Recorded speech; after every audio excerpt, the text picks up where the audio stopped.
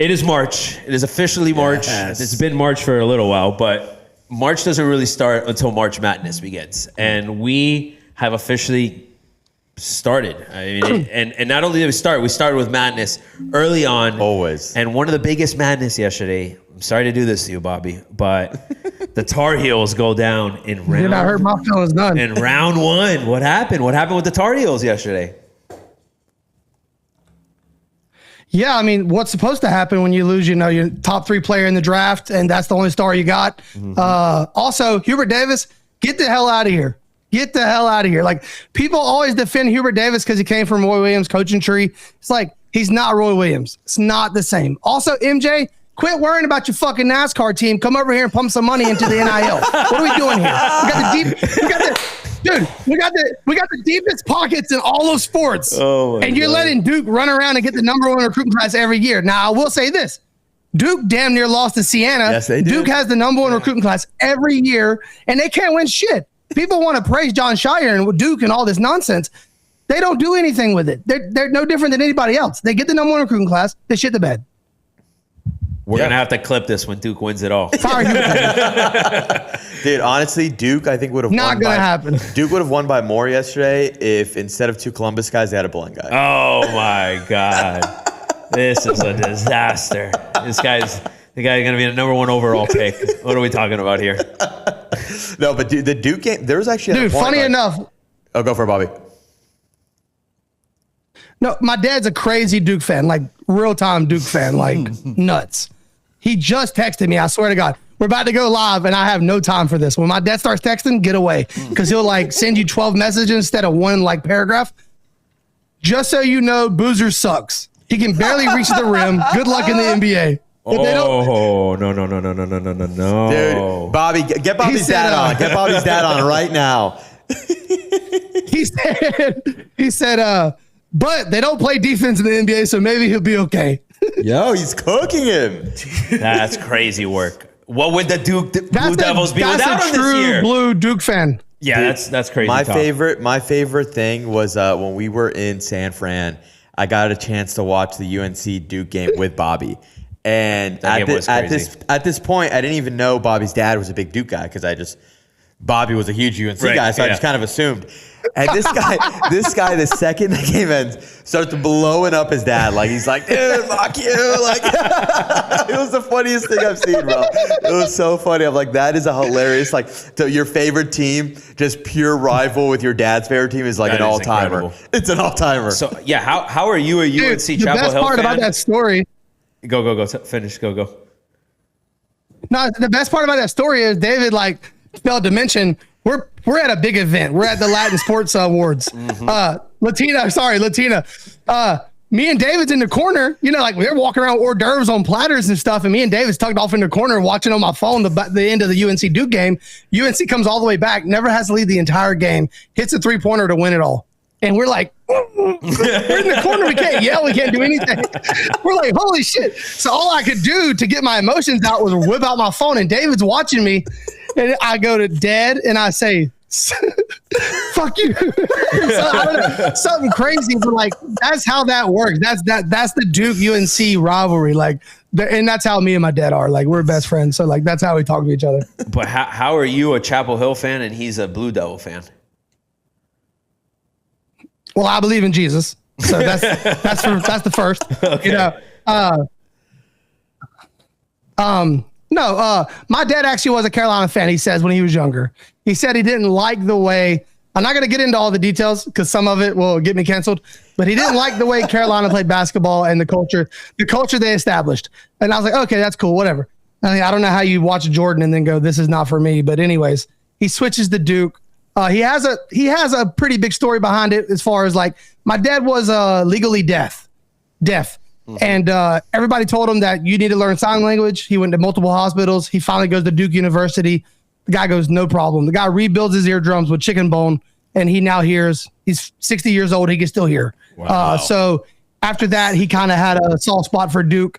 And he's been a Duke fan ever since. Okay, you should have led with that one, Bobby. That's the one that. I mean, that tells you everything right there. I would be bleeding Blue Devil. Yeah, it's still fuck Duke over here, buddy. Fuck your ear, Dad. Dude, they could have botched the surgery. That motherfucker could have learned sign language. I do not care. How about this one? Yeah. Oh man, that's amazing. I love it. That is. I was not expecting that to be the story. That's incredible. But it was a great slate of games yesterday, right? Obviously, we got another slate of games pretty much all day today. We'll see what the madness looks like. I don't know. Do we have a game already on right now? I think they start. Right? They start around noon. So I also got a couple of the top bracket busters from yesterday. I got a little graphic here. So Let's see it. Yes. Some of the top upsets. I mean, I don't know if you call number 7 over number 10 a true upset. I feel like that's pretty close. That I don't think you call it upset. But number 12 It's an upset, yeah. over number 5 is the most glaring upset of yesterday. That High Point game was crazy. The Ohio State game was also the Ohio crazy. State game was great. I had Texas and Texas A&M advancing in my bracket, so that was great for me. I was pissed. I did have UNC, and obviously I did have Wisconsin. So I split it, but hey, it's better than going 0-4. That's a healthy split. That's a healthy split. A healthy split. But yeah, dude, that's the best part. I mean, obviously March Madness, it lives in its own realm in the sense of like, there's not as many postseason upsets as there are in March Madness because it's a one and done tournament, right? So like, in best of 7 series, it's hard for the better team to not win. Right. In a one and done, you get caught off your game or somebody gets hot, it's anyone. That's what makes the tournament so special. Yeah. And that's why, everyone loves March Madness. Like, and I'm not even like a huge college basketball guy, like in the sense of like, during the season, I'm not really watching. Like, I'll pop on some FIU games here and there. But, like, I'm not locked in like I am for college football or whatever. But when March Madness rolls around, it's like work. You're going to the side. We're watching games from noon till midnight. All right. It's 3 screens set up. Yeah. It's the laptop here, the TV on over here, your iPad over here, and your phone over here. You're disconnected from the planet Earth because the only thing that's going on is college basketball. It is epic. The game that's actually going to be on now, which is an interesting one, is Kentucky-Santa Clara. Santa Clara is 10, Kentucky 7. Kentucky's 3.5 point favorites. I can see Santa Clara pulling that one off. Well, a lot of people like Santa Clara. To be honest, what's funny though? Like, I think they can too, but I'm not as connected to college basketball until March. That like some of these, like I would have never told you. Like I couldn't name a player on. Oh, absolutely not. But like it's a blind feel thing. Like I can't name one player. I haven't watched Santa Clara play all year, but I'm like something tells me Santa Clara is going to get it done. It's a vibe of it. It's like, you know what? I'm feeling this team. It's the weirdest thing with no connection to anything. It's just like this weird innate feeling within me that says, if this is the upset, this is going to be it. Yeah, I love it. It's one for today that I saw was Miami, Ohio plays at 4:25 today. Can they against Tennessee? Tennessee's 12.5 point favorites. Can they shake up and prove that they belong? That's Pooch's team. Yeah, or be like, oh, they had no business being in here. Yeah, that's Pooch. No, Miami, Ohio is different. No, Miami. Yeah, Pooch, but you've been. Who do they play? Oh no, yeah, those are my dogs. But dude, Pooch, you've been. Ohio is my that's dog. your boys, bro. You've been telling us for weeks. Yes. You've been telling us for weeks. We now to talk about Miami, Ohio. Perros, for sure. Yeah, no, Miami, Ohio are the perros, and then they put UM at the 10 o'clock slate. Well, yeah, I mean that's.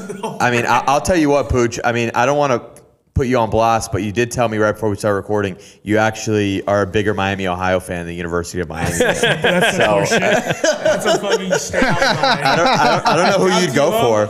You showed up late. First of all, let's put the meat on the table. Okay, you showed up late. All right, you just walked in, strolled in, and I'm like, don't even say hi to me. Sit down, get a position. I know. You make bad comments. Well, listen, it's I did that because I was like, dude, I'm worried about Pooch, man, because like, his allegiances have changed. It's crazy. What's on the line if UM loses today, though? I have them losing in my bracket. I think it's 10 versus 7. It's against Missouri. I mean, Miami's 1.5 point favorites. Look, Miami's a good team. They're obviously, like we were talking about it yesterday, Jay. Like, it's a very new roster. It's the first time that a lot of these guys are going to play together in a scene like this. A lot of freshmen, a lot of young kids. I think they have everything they can to win. But I'm a big believer that basketball is one of those sports that, like, sometimes the better team doesn't win. Like, especially in these. You have a kid shoot 13 threes and the team shoots 80% of the three-point. He's already setting himself up. Look at him. The excuses are already coming out. This is a general basis. You know, we look at these upsets and stuff. Pre-excusing. How does Duke go into a game with Siena? I'm like, bro, Siena's probably playing their asses off, and Duke was off a little bit. Like, basketball and like a 10-point lead in basketball is really nothing. You know, that's 5 baskets, that's 5 possessions, and that can be in the span of a minute. So, I mean, this is one of those sports that's so hard to predict because you're really just depending on one team to be hot and one team to be not, or just one team to get a couple more extra possessions. Like, it's really tough to really call this and, like, really give predictions because you never know. Yeah, that's for sure. Like, no one thought that Bell was going to go for 83, you know? I will say this. I did. Florida. Nobody knew. Wait, LeBron knew. Not even his mama would have thought. Florida is 35.5-point favorites today against Prairie View. Any chance Prairie View covers that spread? Jesus Christ. 35.5, bro. I feel like and the total points is 155. So they're basically saying they're gonna win 120 to what is that? To like 80? Basically? Yeah, like 115 to 150. Yeah. Oh, yeah. No, yeah, you're right. Yeah, 35.5 points. Yeah, 125 to, yeah. Yeah. That's a beatdown. Listen, Florida, those are the defending champs. Wingo's not here to defend them, but they're very good. 90 to 55, basically. But guess what? We're going to take the Perry Dogs money line today, all right? Money line? Oh, shit. Oh, man. Talk about a bracket buster. Yeah, that happened. That'd be the craziest one. That'd be the craziest one. I feel like every year there's a Cinderella that makes a run super deep, and then a Cinderella that gets to like the Sweet 16 and loses. I think High Point could be a Cinderella. There's not a second Cinderella yet. So who's that second one going to be? Could it be the Prairie Dogs? That's a great segue because I was just sitting here about to tell y'all how like the biggest difference I see in these teams, like Siena probably wins yesterday if they had anybody outside their starting 5. Like the coach was not coming off the starting 5. And that's what the problem is. These kids are playing 40 minutes a night. You better not go to overtime. By the time they get to the Sweet 16, these kids are exhausted. Yeah. So like that's the biggest difference is these small schools, they have to play their starting 5. Yeah. And like, dude, you got teams like Duke that have like 5 stars sitting on the bench. So it's like, it's tough. You really got to put it together for 40 minutes. Yeah, it's crazy. Yeah. I wonder if by end of day today, if there's any perfect brackets left. Dude, I'd be shocked if there's any perfect brackets right now. I mean, that's how it always is. But there's always like, 98% will be eliminated usually by day 1 because something crazy will go down like UNC. Even though UNC in the history of March Madness is not the craziest thing to go down in week 1 or day 1, right? But after day 2, usually there's a huge drop off because you know for sure somebody's going to lose, right? Whoever that may be. And then, you might there's millions of brackets filled, and then they're like, there's 8 perfect brackets left. And you're like, who the hell are the 8 sickos that actually picked this? Yeah, you know? It's crazy. It's crazy. It is crazy. I feel like in terms of brackets, even if you predict like the Sweet 16, that's super impressive. Like, yeah, for sure. If you just get the Sweet 16 perfect, and you don't get anything else, like, dude, that's freaking crazy. Yeah. To go from 64 to 16 and predict all of it, by the time Sweet 16 comes around, I feel like there's maybe 1 or 2 brackets. Like, it rarely happens. Or by that time, there's no perfect brackets. By the time the round of 32 comes, there's nothing left. Yeah. All right. Well, before we wrap up March according Madness, to NCAA, go for it, Bobby. My bad. I don't know. There's a lag, I think, across the virtual side. According to the NCAA.com, there is now about 30,000 perfect brackets remaining. Whoa. How many? 30,000? 30,000. That's crazy. 30,000. It's still in the game. It's a lot for the amount of brackets that are perfect, but it's in the grand scheme of the amount that have submitted a bracket, and we're only basically day 1 in. Yeah. We're gonna get to maybe, I would say, it depends how crazy the day is, but like maybe 10,000 after day 2. And I still think that's a lot. Yeah, and you gotta think people are just pumping out brackets. People just like pump out brackets. So like some people like put 100 brackets into the field. So like where does March Madness rank in postseason sports? Where do you see it? Is it up there with NFL playoffs, MLB playoffs, NHL playoffs? Like, where do you see March Madness fit in the whole grand sports? For me personally, I love March Madness. I really do. But I don't, unless FIU were to make it, I don't have, as of a rooting interest in terms of, how much I intensely follow the Stanley Cup playoffs. But in terms of quality, in terms of craziness, unexpectability, if that's even a word, this has got to be up there with the top, right? Because one, it's a long tournament. 64 teams are in this thing. It spans a few weeks, and it's one and done. So it adds that element that like the Stanley Cup playoffs and the NBA playoffs, for example, the 7-game series. Mm-hmm. With that being said, Stanley Cup playoffs for me are like the greatest thing of all time. But this would probably rank up there for most people, I would assume. I think it's like the craziest thing. Yeah. I mean, the thing is, though, and I hate to say this, but none of our sports teams outside of the Panthers have really made the playoffs. No, but like even like the Heat, right? Like we've witnessed Heat play, and even then, I think the NBA playoffs would rank pretty low on my list without your team in there. Exactly. Right? Yeah. Exactly. But yeah, I mean, the NFL thing is like it also just depends on like because I can objectively see March Madness as one of the best postseasons for sure. Like I love March Madness, I really do. But NFL playoffs, while you can have a lot of stinkers in the NFL playoffs, unfortunately. But like if the Dolphins made the NFL playoffs, there's like 100%. We talked about it last week, right? Remember when we did the whole ranking of everything? We're like, okay, how much does this even matter of like Masters? It was like March Madness, whatever the lineups were. How much does it really matter if your Dolphins are making a playoff run? It's like you put everything aside and it's like, fuck yeah, I want the Dolphins in a playoff run to the Super Bowl, Obviously, when your team's in it, it just enhances it. From a general sports fan perspective, I do agree. I think March Madness is up there because of the volatility of what happens on a day-to-day, game-to-game basis. Nobody's safe, right? And it tells you something when the odds of making a perfect bracket, I forget what they are when they compare. Like getting struck by lightning is a higher higher possibility. Twice. Twice. than getting a perfect bracket. Yeah. That tells you something right there. I think to me though, like what y'all were saying, I grew up in North Carolina. Basketball is everything in North Carolina. Like there's 4 schools that could win a championship every year, 8 miles apart. And I just remember like me and 6 of my buddies on the couch every March. And I got two national championships in high school. So it really resonates with me. Like I remember those nights hosting all the boys on my couch. Dude, we got a 64-inch TV when they wasn't even popular. Like it was the craziest thing. And like, dude, watching those March Madness runs with the boys, we're all Tar Heel fans, just going crazy, headbutting the door, Ty Lawson, Tyler Hansbrough. Like those are the best times ever. So like to me, it's all relevant to like your team's success. I do agree with that. It has a lot of weight. And we're all invested in the NFL because like you play fantasy, everybody watches. You only got to watch one day a week to know everything about the NFL. Right. So I think there's a lot more invested in the NFL.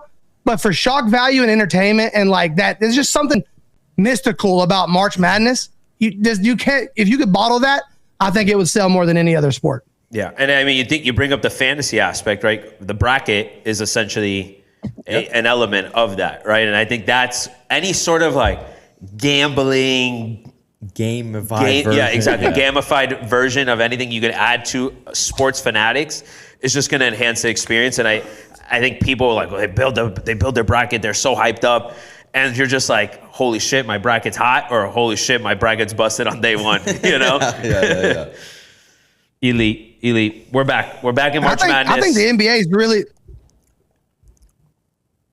Yeah, I was just going to say, I think the NBA's lost a lot of mystique when it comes to I remember when it was like, Celtics versus Lakers 2010. It's like, this gets no better. You got KG, Ray Allen, Rondo versus Paul Gasol, Kobe, Ron Artest, like Lamar Odom. Like, we don't have that. I feel like, I don't even think I watched the finals last year. I don't know if I've watched the last few finals. Yeah, no, it's true. Yeah, I don't think so either. If my team's not in it, I ain't watching that shit. Yeah, I mean, the Heat run a few years ago.